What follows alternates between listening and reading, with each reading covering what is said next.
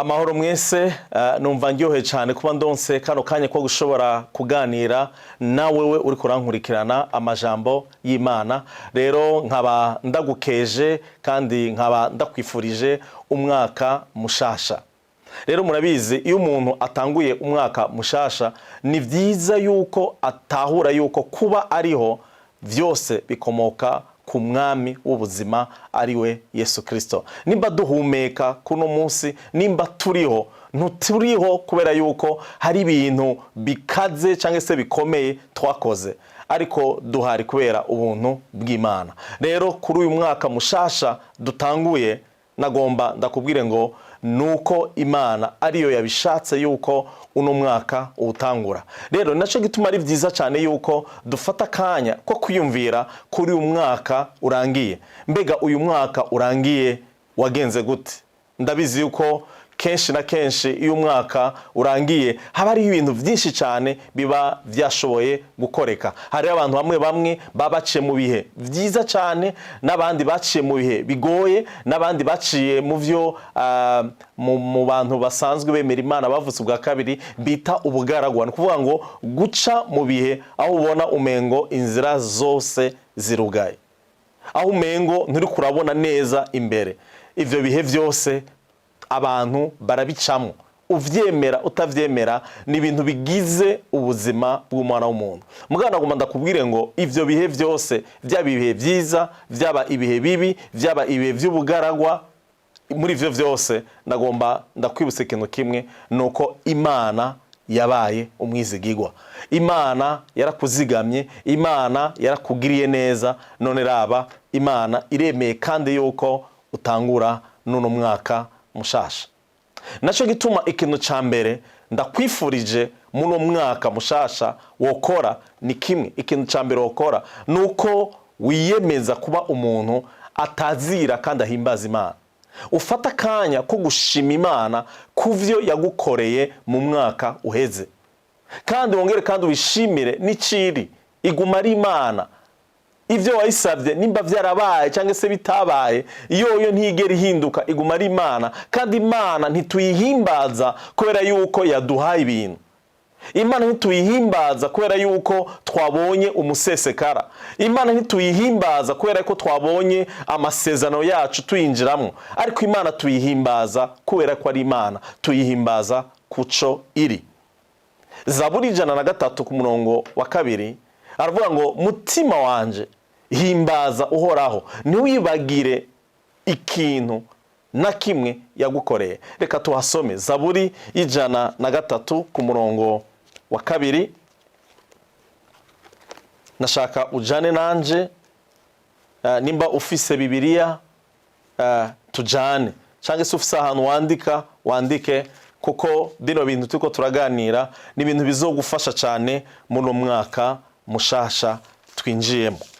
Zaburi 103 ku murongo wa 2 aravuga ngo mutima wanje himbaza uhoraho, ntiwibagire ibyiza yakugiriye vyose.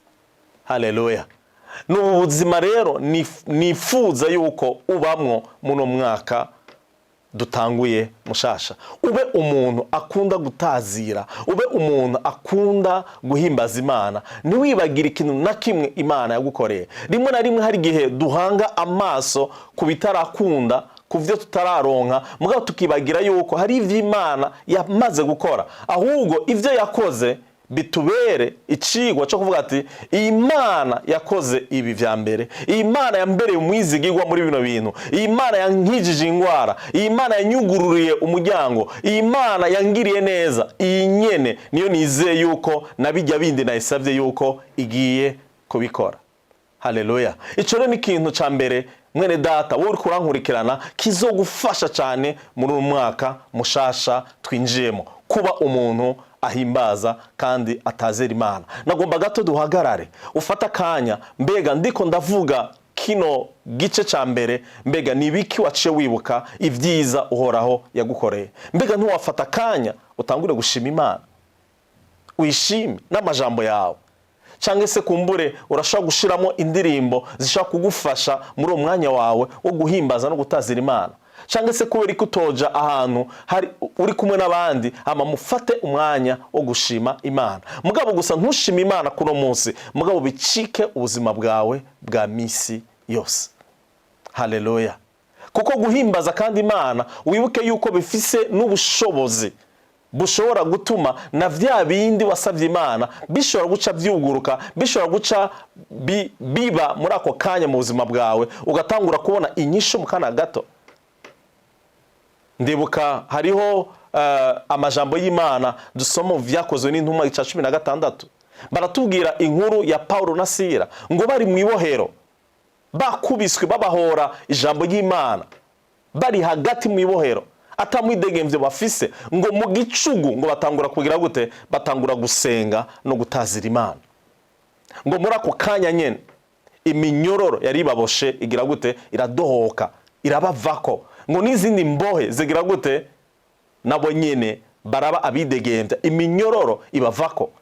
Nimwibaze namwe, kubera ko gusa bahisemo kugira gute, gutazira no guhimbaza Imana, vyatumye baronka umwidegemvyo, kandi bituma n'abandi babakikuje bagira gute, baharongera no kwita gute, baharongera inyungu, nabo nyine bashobora guca baronka umwidegemvyo. Rero muno mwaka dutanguye, ndakwinginze ngo ube umuntu ahimbaza kandi atazira Imana. Nagomba ndakwisiga kimwe, guhimbaza no gutazira Imana ntibisaba ngo kuba ufise ijwi ryiza. Oya, sivyo ndiko ndavuga. Ntibisaba ngo kuba uzi kuririmba. Mugabo ajya amajambo wavuze avuye mu mutima wawe, niyo Imana ihagararako. Kandi wibuke, iyo turiko turatazira Imana, tuba turiko turavuga duti, Mana ni wewe utubeshejeho, Mana ni wewe udufasha, Mana ni wewe utuzigama, Mana ni wewe utwugurira imiryango, Mana ni wewe utugira neza. Haleluya. Ico rero cari ikintu ca mbere nashaka ko kizogufasha cyangwa se uzogenderako muno mwaka mushasha. Ikintu kigira kabiri nashaka kwibutsa ni iki kintu kijanye no guha akaryo ijambo ry'Imana kugira ngo rihindure umuntu wawe w'indani. Ashaka cumbaza ati, umuntu wanje w'indani ninde? Nagomba ndakwibutse yuko wowe babona hanze, uyu mubiri tubona ni umuntu wo hanze, mugabo hariyo n'uwundi muntu w'indani, wewe ukuri uri ndani.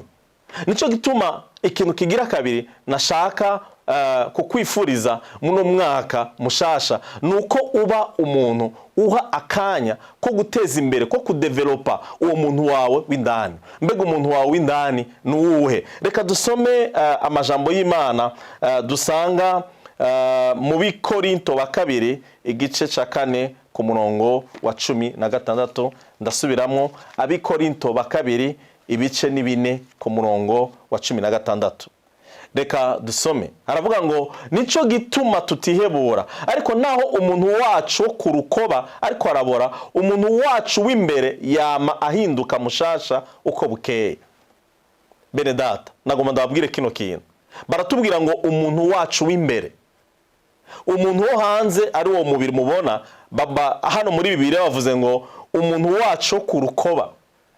Hariho uyu muntu wo hanze mubona, mugabo kandi hariho n'umuntu w'imbere. Uyu muntu rero w'imbere biragusaba yuko umukomeza, biragusaba yuko uwo muntu umugaburira. Mbega umugaburira iki? Umugaburira ijambo ry'Imana. Mbega akomera gute? Akomera biciye mu kwitwararika kugenda uratahura, uramenya ijambo ry'Imana ku munsi ku munsi. Kuko uyu muntu w'imbere ari wewe w'ukuri, uhamagare kwama uba mushasha ku munsi ku munsi. Wibuke uno mwaka mushasha nta kintu na kimwe gishasha uzokuzanira nka kado. Nta kintu kizokuzako kikugwako giturumbuka.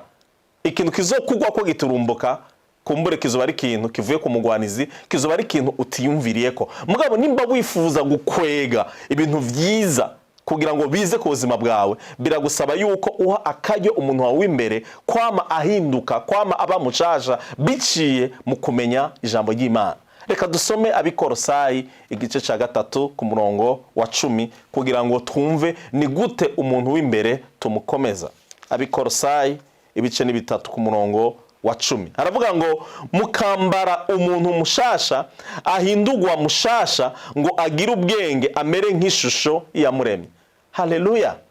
Rero uku kuntu witwararika kumenya ijambo ry'Imana, ibi nivyo bigutuma ugenda ugira ishusho nk'iyakuremye. Nagomba ndabibutse ikintu kimwe, nimba ari ikintu Imana itwiteze ko twese nuko dusa nayo, nuko uko Imana yimvira, nuko uko Imana ibona ibintu, nuko uko Imana ikora aba ariko natwe tugira gute tumera. Rero ibi navyo nta handi bica mwene data, biragusaba yuko uba umuntu ugira discipline yo kurimbura ijambo ry'Imana ku munsi ku munsi. Nimba wifuza ko umuntu wawe w'imbere aba mushasha ku munsi ku munsi, ikibazo nagomba ndakubaze, mbega witeguriye gute muno mwaka mushasha guha ikibanza gikwiye cyo kurimbura ijambo ry'Imana, cyo kwemera ukicara mu ishure aho abakozi b'Imana bakwigisha ijambo ry'Imana, aho wemera ukaja ahantu ukavuga ati umunsi wanje utanguye n'imiburiburi ndemeye gufata umwanya wo kurimbura ku ijambo ry'Imana, kuko wibuke ijambo ry'Imana niryo riduhindura. Kandi duhamagariwe kugira iforoma gusa nuko Imana isa, kugira ngo ivy'Imana yiyumvira, ivy'Imana ishaka aba arivyo natwe tugira gute turangura hano kuri ino si. Iki rero ni ikintu gihambaye. Iki kintu ca kabiri mpeje kukubwira muno mwanya, nagomba ndakubwire ngo nta kintu na kimwe uno mwaka mushasha uzokuzanira ihwanye nico kintu gishasha kivuye mu ijambo ry'Imana wakiriye. Nagomba ndakwibutse yuko ijambo ry'Imana n'umutsima. Nagomba kandi ndakwibutse yuko ijambo ry'Imana rimeze nk'inyundo. Ni kuvuga ngo ijambo ry'Imana iyo uri kurarisoma rirakwereka ahantu utameze neza, rirakwereka ahantu hadatumbereye neza. Iyo rero uciye bugufi ukemera ugasa nk'uko ijambo ry'Imana ryakubwiye, ukemera ugahindura ivyiyumviro vyawe, ugasigara ukora nk'uko ijambo ry'Imana rivuga, muri ico gihe ibintu vyiza, ibintu bishasha Imana yonyene ubwayo ikibikuremera muri uwo mwanya kugira ngo bishobore kuza mu buzima bwawe. Haleluya. Ico rero cari ikintu ca kabiri. Nagomba tugende ku kintu kigira gatatu. Ikintu kigira gatatu bene data, murabizi muri Bibiliya hariho ahantu batubwira ngo uhimbagwe n'Uhoraho ngo nawe azoguha ivy'umutima wawe wifuza. Haleluya. Nagomba rero ndakwibutsa ikintu kimwe, muri uno mwaka mushasha twinjiyemo, ndakwingize ngo ugire ibintu kanaka wifuza yuko Imana igira gute ikora mu buzima bwawe.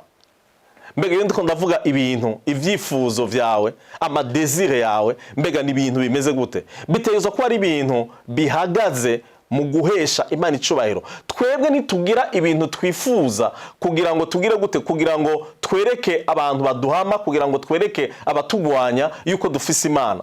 Suko ibintu twebwe dusaba Imana, ya madesire yacu biba ari ibintu bidushoboza kugira gute kubona ukugira neza kw'Imana, kubona ubukuru bw'Imana no guhesha Imana icubahiro biciye mu vyo iba yaduhaye. Rero ndagusaba rero ikintu kigira gatatu muno mwaka mushasha turimo, nugire igicapo.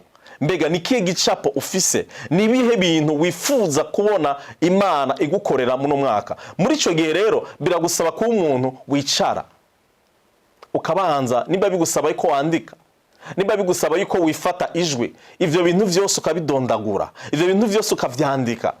Sinzi ahantu wifuza kubona Imana igushikana muno mwaka mushasha. Sinzi ikintu wifuza kubona Imana ikora mu buzima bwawe, ikintu Imana ihindura mu buzima bwawe, ico wifuza kubona Imana ikora mu muryango wawe, mu gihugu ubamwo. Sinzi icarico. Mugana ngomba ndakubwire kino kintu gikurikira, ico kintu utakivuze, utakizi mu mutwe wawe ngo ucature, ico kintu kizoba.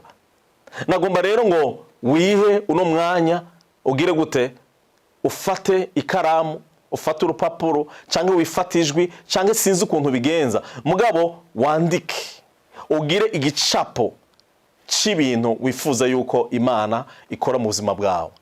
Kuko sindakwifuriza yuko habaho ibintu bigushika ko giturumbuka, mugabo nugire list y'ibintu wifuza yuko Imana igukorera muno mwaka. Haleluya. Ureje kugira liste ntikwiye, mugabo kandi utangure no kwiyumvira inzira, utangure kwiyumvira ati iki kintu naciyumvire gutya, mugabo n'inzira nifuza nizi cyangwa se ico bita ama strategy, kugira ngo iki kintu nifuza nzogishikeko birasaba yuko nzokoresha buno buryo bukurikira, birasaba yuko noca muri izi nzira zikurikira. Hanyuma umaze kwiyumvira izo nzira, ikindi kigira gatatu utegerezwa kwiyumvira nibikogwa.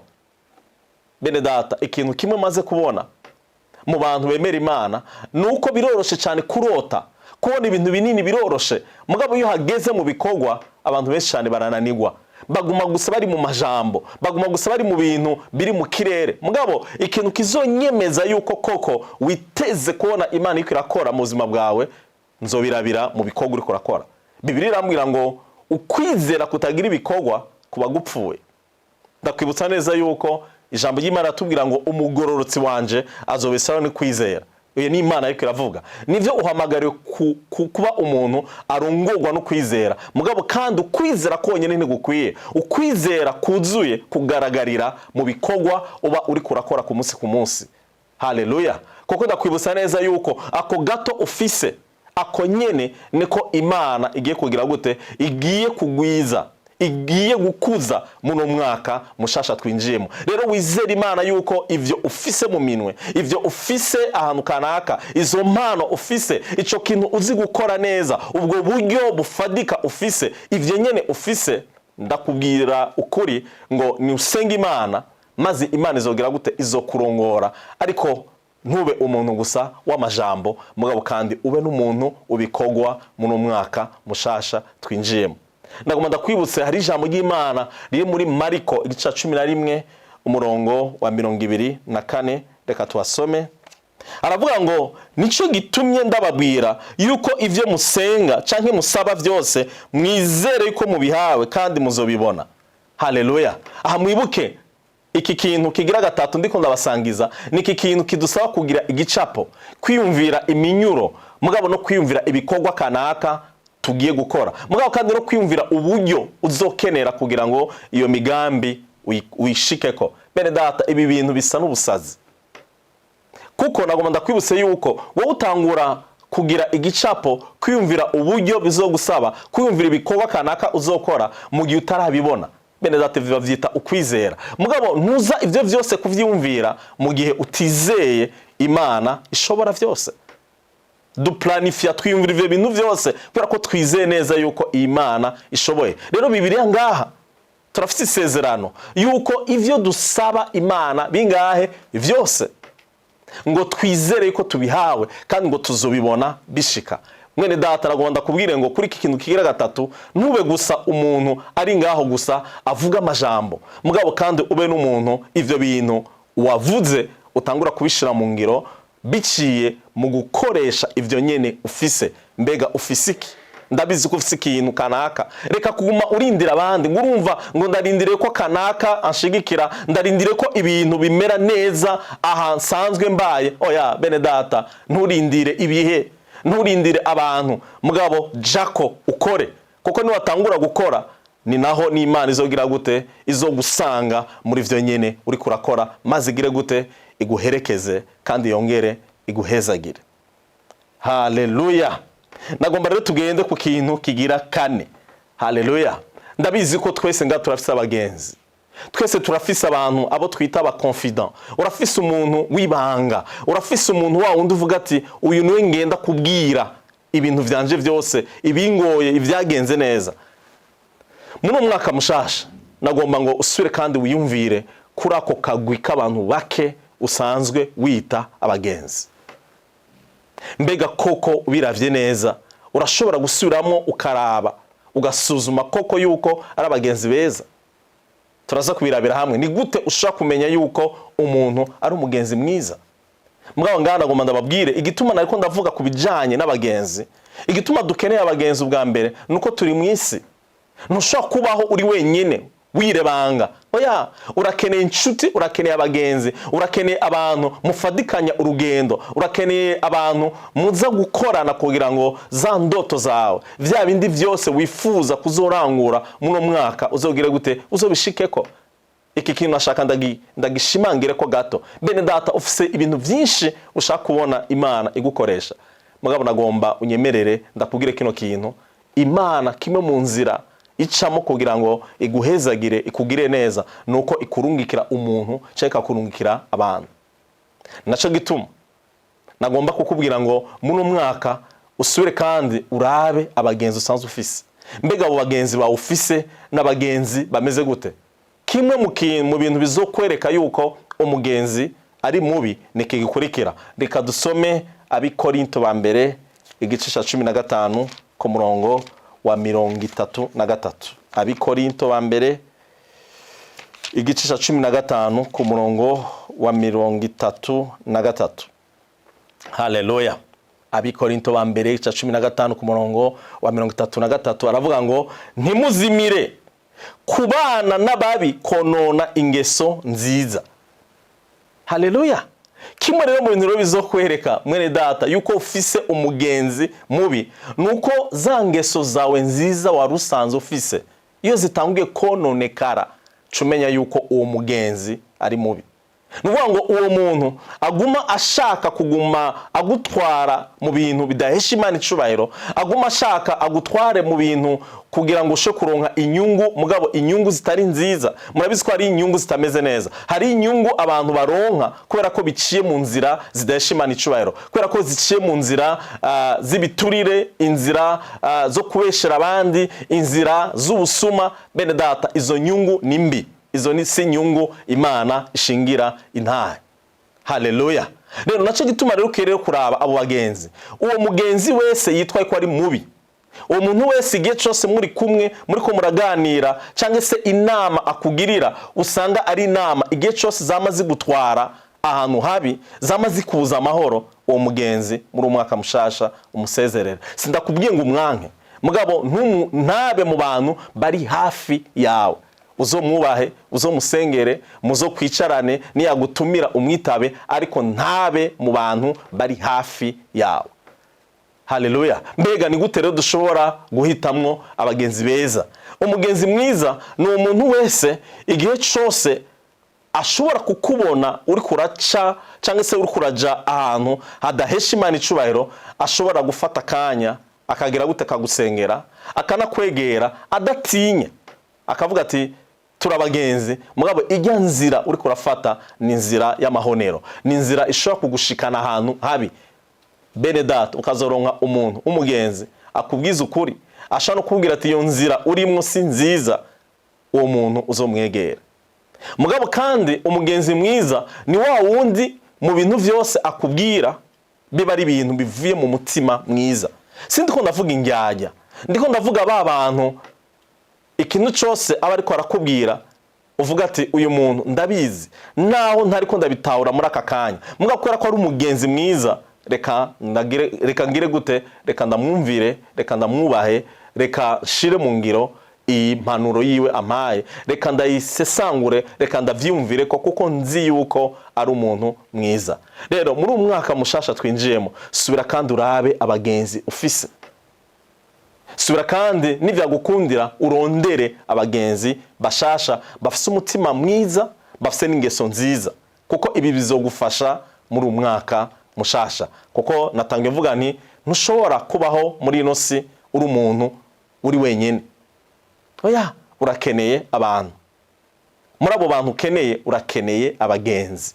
Urakeneye abantu ushobora gufata umwanya uri kumwe nabo musengera hamwe, abantu kandi bashobora kugira gute no kuguhanura. Rero nariko ndavuga nti kimwe rero mu bimenyetso bizokwereka umugenzi mwiza ni uwo mugenzi iyo akubonye uri kuca mu nzira itameze neza agira gute aguhanura. Ikigira kabiri ni wa mugenzi iyo abonye washitse ku kintu ciza, ari kintu wari kurakora hanyuma kigatoka kikagenda neza, ni wa muntu aza kugukeza. Si wa muntu agira ishari, ni wa muntu akunezerererwa vy'ukuri, avuga ati mwene data felicitation, ndagukejeje kuri intambwe ugezeko, kuri iki kintu wakoze, kuri inyungu waronse, vy'ukuri urumuhizi kandi ubandanye utera imbere. Ikindi kigira gatatu umugenzi mwiza agukorera ni wa mugenzi ashobora kugira gute kuguha umwanya. Mu gihe umurondeye akubwira ati ndahari kubgawe. Ico ni kimenyetso cerekana umugenzi mwiza. Ikindi kigira kane cyo mugenzi mwiza ni wa mugenzi mu gihe uri kuraca mu bihe bikomeye, aba hari, aba mu bantu ba mbere baguserukako kugira ngo ivyo bihe uri kuracamwo bitameze neza vy'umubabaro vyo kwihebura, aba hari kugira ngo agufashe kubirengana neza. Haleluya. Reka rero tugende ku kintu kigira gatanu. Ko kintu kigira gatanu ni iki kintu kijanye no kuraba ingeso zacu. Mwene data ndakwifuriza yuko muri umwaka mushasha ingeso zawe nimba usanzwe ufite ingeso nziza zibandanye ziba ingeso nziza. Mugabo kandi nimba ariyo ingeso, hari ingeso no kwita ingeso tugerageza kunyegeza, mugabo tugeze imbere y'abantu tukereka abantu yuko turi bitangaza, yuko turi abantu beza, mugabo tuzi neza yuko tuvanye nabo bantu dusha tugenda gukora ibintu bibi. Ndakwinginga rero muno mwaka mushasha ngo ubandanye ugira ingeso nziza, maze ingeso mbi zose warusanzwe ufise ugire gute uzisezerere, usaba Imana igushoboze kuzivamo no kuziheba. Kuko iyo uri umuntu ugendana ingeso mbi ntibesha Imana icubahiro. Hari abantu benshi cyane bishobora no kuzibira kuza ku Mana, kubera ko bavuga ati ujya muntu tumubona asenga Imana, tumubona tubwira yuko yagiye mu bikorwa by'Imana, tumubona atubwira yuko akorera Imana, mugabo twumvise ubuzima bwiwe abayemwo mu kibano, twumvise ivyo akorera abandi bantu nkawe, vy'ukuri yigenza nabi. Ivyo navyo rero gasha bituma abantu bagira gute bareka kwizera Imana no kuyikurikira. Nagomba rero ndagusabe cyangwa se ndakwifurize yuko muri umwaka mushasha ugendana ingeso nziza. Bibiliya irambwira mu cece ca mbere ca Petero gice ca mbere ku murongo wa 15 gushika ku murongo wa 16 aba tubwira ngo nkuko iyabahamagaye ari yera namwe mube abera mu ngeso zanyu zose. Petero wa mbere igice ca mbere umurongo wa 15 kugeza ku murongo wa 16. Nimureke tugire ingeso nziza, uno mwaka ugire ingeso nziza, maze izo ngeso nziza zitume ba bantu bataramenya Imana kubera gusa kukubona ukuntu witwara, ukuntu wigenza muri societe, ukuntu wigenza mu kazi, mu muryango, bitume abantu bagira gute bakwizera, bitume abantu bagira gute bavuga ati nta wundi muntu mwizigi wadufise atari uyu. Mugabo kandi bitume n'abantu benshi cyane baza kukubaza ibibazo bati ni gute wusha kugira ingeso nziza muri runo runganwe ruko rurahona, muno runganwe umengo bose bataye umutwe, umengo bose bari kwagendera mu vyaha, umengo icagisi yare kintu gisanzwe, mugabo bakuravye wewe bakabona uri umuntu uri different, uri umuntu utameze nkabo. Bizotuma abantu baza kugira ngo ubibiri banga, uzoburonse akaje ko kubabwira gute, ko kubabwira ubutumwa bwiza, ko kubabwira ati nimba mfise ingeso nziza ntandi biva nuko nemeye guha ubuzima bwanje Yesu. Haleluya. Reka tugende ku kindi kintu gikirikira kigira gatandatu. Nagomba ndakwifurize ngo muno mwaka mushasha ube umuntu atanga, apana gusa kuba umuntu yakira. Bene data biroroshe cyane yuko twakira ingabire nziza, yuko twakira ibintu vyiza, yuko batubwira amajambo meza. Biroroshe kuba umuntu gusa aguma aguma yakira, biroroshe cyane. Mugabo ijambo ry'Imana, ubwami bw'Imana turimo buduhamagarira kuba abantu bameze gute, kuba abantu batanga mu gikorwa c'Imana, bafasha imfuvyi n'abapfakazi, bafasha mu kibano, bashigikira ibikorwa vyiza hirya no hino mu gihugu, mugabo kandi no kwisi yose. Haleluya. Nico kintu rero ndakwifurije mwene data ngo ube umuntu ameze gute, ube umuntu atanga. Nagomba iki kintu ndagisubiremo. Biroroshe cyane guhabwa, kwakira, mugabo iyo hageze gutanga ni kintu cama kigora abantu.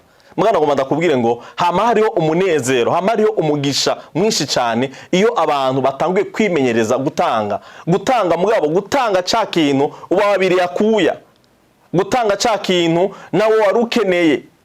Haleluya. Mugabo turabona neza yuko iyo utanze ikintu we warusanze ukunda, warusanze ukeneye, ukavuga ati ndemeye gutanga igice kimwe cyangwa ndemeye gutanga vyose, muri ico gihe mu gihe ubitanze n'umutima ubikunze, impera n'imperuka hariho umugisha ukuzako mu bundi buryo, cyangwa se ukaronka ikintu nawe warusanzwe ukeneye. Mugabo ibanga rihehe, ibanga rihagaze mu gutanga. Haleluya. Nico kintu rero ndakwifurije mwene data ngo muno mwaka ntube gusa umuntu aguma yakira, mugabo utangure kuba umuntu atanga. Nimba warusanzwe utanga, utange kandi kenshi cyane, ubandanye wimenyereze kwama uri umuntu utanga. Haleluya. Haleluya. Rero uyu mwaka mushasha ndakwifurije neza yuko uba umuntu utanga mu gikorwa c'Imana, ufasha imfuvyi n'abapfakazi nk'uko nabivuze, witwararika abanyamahanga, ushigikira abo bantu bose bashonje, abo bantu bose badafise ivyo bambara, abo bantu bose bari ku musego badafise umuntu ariko arabitwararika, abo bantu bose bari mu mabohero, mwene data wiyemeze kuba umuntu ashigikira ivyo bikorwa vyiza vyose babiriko birakogwa hirya no hino, si mu gihugu gusa ubayemo, mugabo no mu makungu no mu bindi bihugu ubere umugisha amahanga. Haleluya. Nagomba rero tugende ku kindi kintu kigira indwi. Abaroma igice c'8 umurongo wa 14, nagomba ahantu tuwasome. Aravuga ngo abarongorwa na mpwemu w'Imana bose nibo bana b'Imana. Ikintu rero kigira indwi ndakwifuriza muno mwaka mushasha, nube umuntu arongorwa na mpwemu yera. Ube umuntu yimenyereza kumviriza ijwi ryo mu mutima. Imana iratuganiriza mu buryo butandukanye. Haleluya. Bice mu ijwi ryo mu mutima cyangwa se mu ijwi ryumvikana, bice mu bintu bitandukanye Imana ishaka kugukoresha kugira ngo ikurongore. Nagomba ngo wemere iyo nzira, utangure kwimenyereza kureka mpwemu yera agire gute abara kurongora. Kandi mpwemu yera iyo akurongoye akurongora neza. Mugabo mpwemu yera ntaza kunyinyana nawe, ntagufata ku nguvu, ntakoresha inguvu kugira ngo akurongore. Mugabo abashaka yuko umwemerera, abashaka yuko iyo uvyutse mu gatondo umubwira ati mpwemu yera ndagukeneye, mpwemu yera ndagukunda, mpwemu yera ndaguha ikibanza cyose, uno munsi abari wewe undongora. Mwene data ndabizi yuko uzotangara cyane uravye ukuntu mpwemu yera akurongora. Hari imitego myinshi cyane agira gute adusimvya, hariho ingingo nyinshi cyane tugira gute tugenda gufata mu gihe abandi bantu bose ariko barakoma induru bavuga ati iyo ngingo ufashe siyo, mugabo wowe kubera ko wavuganye na mpwemu yera, kubera ko wumvise amahoro mu mutima yawe, wawe wagenda gutya gushira mu ngiro ngingo, hanyuma abantu bagatangura kubona ivyamwa vyiza. Haleluya. Rero mpwemu yera kandi azogira gute azona kubuza kwinjira mu bintu kanaka, gufata ingingo kanaka. Haleluya. Mugabo ivyo vyose bihagaze ku kintu kimwe, kwimenyereza kugira gute kurongorwa no kumvira mpwemu yera. Haleluya. Ikintu kigira umunani ni kuba umuntu agira gute ivyo wifuza yuko abantu bakugirira aba ari ivyo nawe we ubanza kubagirira. Reka dusome muri Luka igice 6 ku murongo wa 31. Kandi uko mugomba ko abantu babagirira mube ariko mubagirira namwe. Reka ndabisubiremo. Kandi uko mugomba ko abantu babagirira mube ariko mubagirira namwe. Iki ni kindi kintu ndakwifuriza muno mwaka. Nimba wifuza ko abantu bakugirira imbabazi iyo wakosheje, na wewe nubanze bagirire imbabazi iyo wagukoreshereje. Iyo abantu bakugiriye nabi, twese turifuza yuko iyo twacumuye ku muntu cyangwa se ku bantu, turifuza ko abantu batwumviriza badutegera maze bakaduha imbabazi. Nagomba ndakubwire ngo ico nyene wifuza yuko abantu bakugirira, banza nawe ubanze ukibagirire. Mbega mu buzima bwawe urifuza ko abantu bakuvuga neza, mbega wowe ubwo ntiwoba uvuga abandi nabi? None ni gute wifuza kwimbura cyangwa se gusarura ikintu ciza kandi nawe ubiba imbuto mbi? Ndakwinginze ngo muri uno mwaka mushasha ube umuntu abiba ibyiza mu buzima bw'abandi kugira ngo nawe uzokwimbure ibyiza. Rero ico kintu cyose wifuza yuko abantu bagira gute bakugirira, aba arico nawe ubagirira. Bibiliya hari ahantu itubwira ngo dusengere n'abansi bacu tubagirire neza. Kuri uwo muntu wese ufata nk'umwansi, kuri uwo muntu ufata yuko atakwemera, ahangana nawe, nagomba ndakubwire ngo uwo muntu mushimira Imana. Ko muri ikintu kiyava kibatangaza, iyo dufise abantu batugwanya, iyo dufise abantu batatwemera, ivyo bica bituzana kugira gute kurushiriza gushiramo inguvu yo kubandanya dukora ivyiza, kugira ngo twisirpase, kugira ngo dukore ibirenze, kugira ngo wa muntu atatwemera, wa muntu atadushigikiye, niyabona ibikorwa vyiza turiko turakora, umunsi umwe azo kwita gashi, umunsi Imana izomugendera ikamugura amaso yiwe mu mutima, bizoshika ahantu avuga ati narihenze kurya muntu. Mugabo kandi kurya muntu akugwanya, kurya muntu atakwemera, ijambo ry'Imana ntirikubwira ngo nawe umugwanye, ahubwo ijambo ry'Imana kubwira ngo umusengere. Kuri urya muntu yakugiriye nabi, Bibiliya ntikubwira ngo wivanje, wihore. Kuko Bibiliya ijambo ry'Imana ravuga ngo uguhora nukuhoraho. Ureke uhoraho abari we agira gute iyo kipa niyo ka. Ujya muntu yakugiriye nabi wo gusa umusengere, ntiwemere ko umururazi ufata ikibanza muri wewe. Ndakwinginze yuko muno mwaka mushasha twinjiyemo ivyo bintu ushobora guhura n'abantu baguhemukira, ushobora guhura n'abantu bakugwanya, ushobora guhura n'ibintu bitandukanye, mugabo ibanga riri hehe? Nukubandanya basengera, nukureka uhoraho akagira gute akaba ari we yitwararika abo bantu bose. Mugabo wewe ntiyagire ikintu na kimwe kikubuza kuavansa, ntiyagire ikintu na kimwe kikubuza kugira gute kubandanya utera imbere. Ntiwemere yuko ikintu cyacu cyose cyitwa umururazi kigira gute kigira ikibanza kikubuza kugira gute kikubuza amahoro, kizana ama stress mu buzima bwawe. Mugabo vyose ubirekere uhoraho. Haleluya. Ikintu cyanyuma nashaka ikintu c'icenda nako nashaka kuvuga, ube umuntu ameze gute? Ube umuntu atanga ivyizigiro aho ugeze hose. Ube umuntu utanga ivyizigiro byagaze ku ijambo ry'Imana. Uronse akaryo ko kuvuga n'ijambo ry'Imana, kuribwira abantu bataramenya Imana, ako karyo ugakoreshe neza. Mugabo ahantu hose ugeze, aho abantu bihebuye, aho abantu bavuga ati biracitse, mugabo wewe uhageze ube umuntu uhumuriza abandi. Ndakwinginze ngo ico kintu uzogikorere ko kizoba ikintu kikuranga mu mwaka mushasha. Icanyuma kandi gihambaye, ube umuntu witwararika umuryango wawe. Haleluya. Ube umuntu uvuga ati mu bintu vyose ndiko ndakora, mbega umuryango wanje ufise ikihe kibanza? Mbega nditwararika umuryango wanje? Mbega ndafata umwanya wo kubana n'abagize umuryango wanje? Mbega nimba mwubatse, mbega uwo tubakanye tubanye neza? Mbega ivyo namusezeranye, mbega ivyo namusezeraniye imbere y'Imana n'imbere y'abaserukira Imana, ivyo nasinye imbere y'abaserukira leta, mbega ibintu ndiko ndavyubahiriza? Mbega ico Imana insaba kugira ngo nitwararike umuntu twubakanye, mbega ndiko ndagikora? Ndakwingiza ngo muno mwaka ugire gute umuryango wawe ushira imbere mu kwitwararika.